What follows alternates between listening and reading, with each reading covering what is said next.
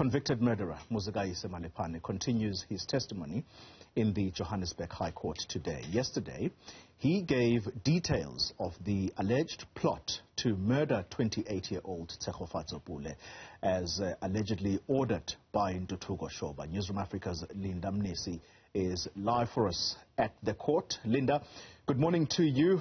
Just as I was kicking off the show, I was talking about speaking to the uncle of Tshegofatso Pule as the family is once again subjected to the gruesome details which would have led to the death or the killing of their child. How's the family taking this?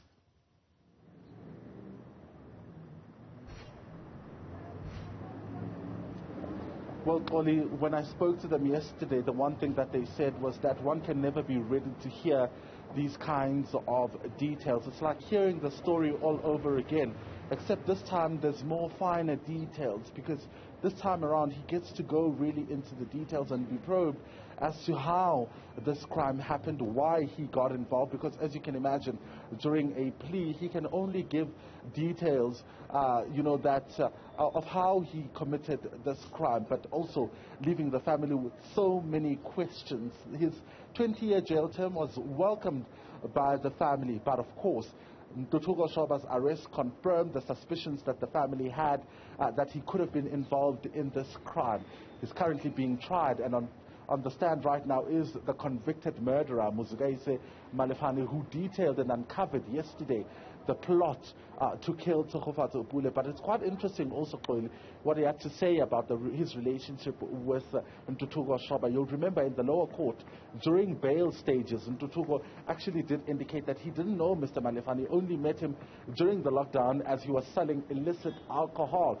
But Ntuthuko Shoba, or rather Muzikayise Malephane, comes to court and gives us a totally different version. He says, in fact, we've known each other since back in 2008 while we were in high school. We used to party together.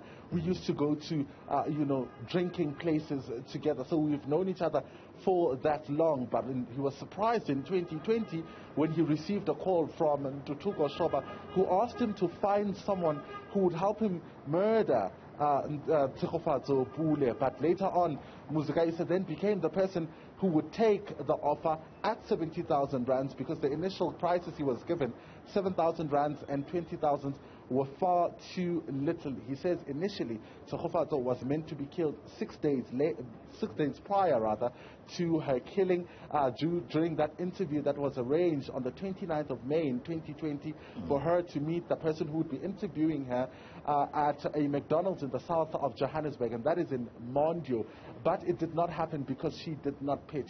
Muzikayise says he was the one that was assigned to pick Tshegofatso Pule up and take her to Ntuthuko Shoba. He says Ntuthuko was very annoyed by the fact that she did not pitch. Yeah, very interesting to hear as well, Linda, that Muzikayise Malephane may not necessarily have been the person that Ntuthuko Shoba allegedly would have contracted. Someone else may have been the person, but Mr. Malephane decided, quote unquote, out of greed, to take this particular offer of wanting to take someone's life.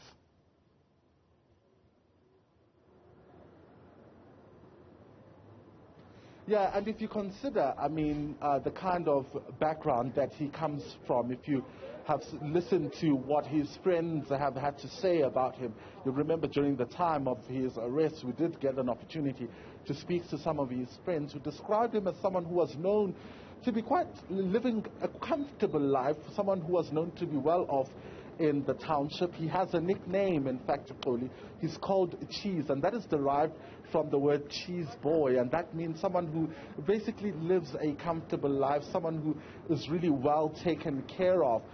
Then this kind of, pulls the strings together in terms of why he would say that he was driven by greed, by selfishness, and the love for money. When you spoke to the people in Zondi around where he lives, they say 70,000 rands is too little for this guy. I spoke to one gentleman who said 70,000 rand is too little for this guy. What he was offered is really little from what we know him for.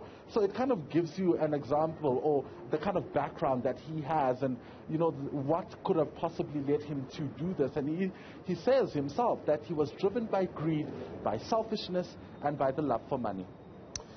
Linda Mnisi, thank you very much for that update. And as mentioned earlier, we will be speaking to the uncle of the slain Tshegofatso Pule.